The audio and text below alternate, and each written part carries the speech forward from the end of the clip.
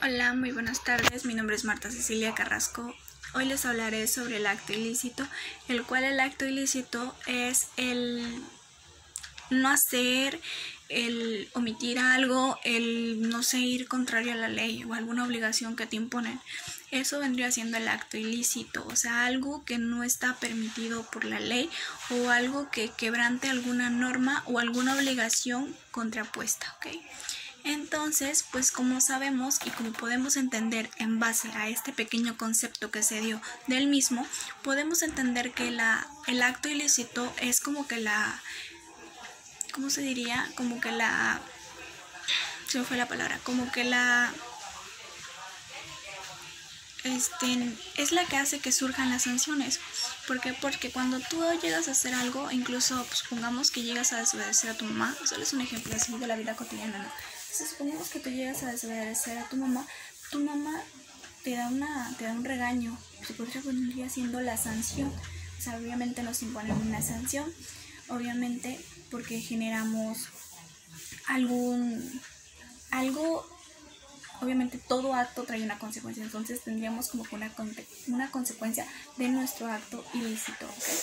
Como sabemos, para que un acto ilícito pueda existir o tenga, por así decirlo, sea como tal un acto ilícito, debemos tener 3 elementos. El primero es que debe de haber una conducta antijurídica, ¿ok? Es decir, es aquella que es contraria a derecho, ya sea porque viole una disposición jurídica, ¿ok? Entonces también nos habla de como segundo punto que debe de haber una conducta culpable, es decir, supongamos, se traduce como una conducta culposa porque proviene de alguna negligencia o alguna falta de la ley, ante la ley. Entonces, pues obviamente quien hace algo, pues es culpable, ¿no? Entonces, pues esa sería como que la conducta culpable como tal, ¿no? También nos habla de que debe de existir el daño, y más adelante se hablará sobre el daño y el perjuicio, porque obviamente un acto ilícito va a crear un daño y un perjuicio ante un segundo, ante un tercero, o ante quien nosotros hayamos incumplido o hayamos hecho el acto ilícito como tal. Nos dice que un daño y un perjuicio, pues obviamente se podría decir que son como que sinónimos, pero sin embargo el Código Civil hace una separación. Les voy a leer lo que dice.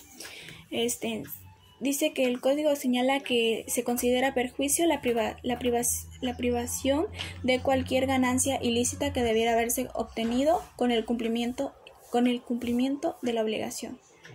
Ok, entonces el perjuicio es la privación de cualquier ganancia, o sea, lícita, es decir, que algo que pues obviamente no se hizo y trae consigo una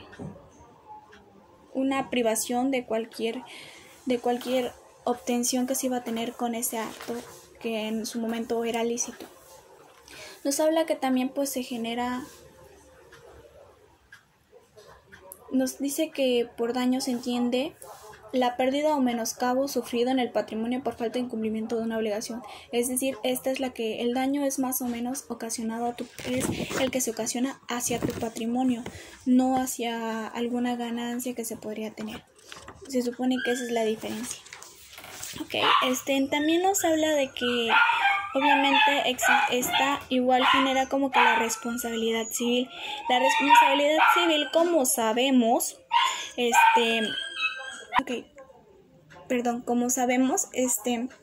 pues la responsabilidad civil vendría siendo como que un sinónimo de la indemnización, porque como sabemos, la indemnización es el reparar los daños o perjuicios, que se generaron por el acto ilícito. Es decir, tú vas y no sé, obviamente existen varios tipos de indemnización que igual se mencionará un poquito más adelante.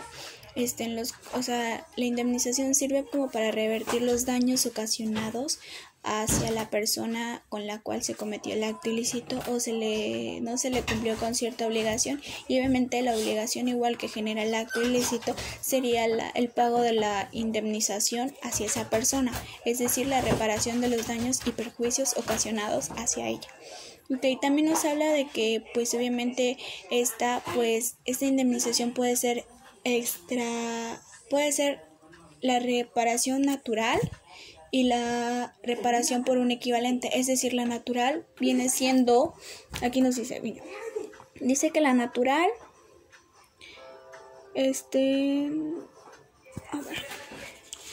dice que la natural, la primera pues obviamente consiste en borrar los efectos del acto, daños establecidos de la conducta, la situación que tenía antes de él, es decir, colocar a la víctima de nuevo en pleno disfrute de los derechos o intereses que le fueron lesionados. O sea, es como que revertir los daños para que vuelva a estar como al principio todo. También nos habla de que pues puede ser la indemnización por un equivalente, es decir, esta vendría siendo como que una indemnización monetaria, es decir, el pago de alguna cantidad que haga o que revierta los daños que se ocasionaron. También nos habla de que obviamente existe el siguiente punto es la responsabilidad objetiva y el riesgo creado. Es decir, esta nos dice que afirma que todo aquel que haga uso de aparatos peligrosos que aumenten los riesgos, que provoquen daños a los demás, deben responder de la reparación de los que produzca con dicho objeto por su solo aprovechamiento, aunque no incurra en culpa o falta de conducta y aunque no se viole ninguna disposición normativa. Es decir, aquí igual se menciona que debe de haber una reparación del daño que se ocasione por el uso de aparatos peligrosos. Nos habla que pues para ello debe de tener los siguientes elementos para poder considerarse responsabilidad objetiva. Se los voy a leer. El uso de cosas peligrosas, la existencia de un daño de carácter patrimonial y la relación de causa-efecto entre el hecho y el daño. Esta teoría se exige para que nazca la responsabilidad que ya se mencionó antes, o sea,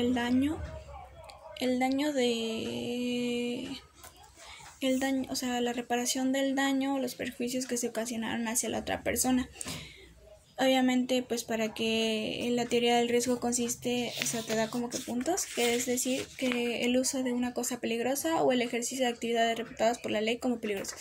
Obviamente es un elemento también para que exista la teoría del riesgo, porque pues obviamente habla que la teoría del riesgo es el uso de objetos o cosas peligrosas que dañen a otros, ¿no? Entonces, pues si no tienes como que no haces el uso de una cosa peligrosa, pues no estaríamos ante la teoría de riesgos. También nos habla de la realización de un daño, es decir, que ésta ocasione un daño a alguna persona. Y también nos habla sobre una relación de causa-efecto entre la cosa o actividad peligrosa y el daño causado, es decir, que hay una relación, que la cosa dañe o que provoca un daño, y esa sería la relación, porque pues obviamente sin el uso y sin el daño pues no habría como que una relación entre una y la otra, ¿no?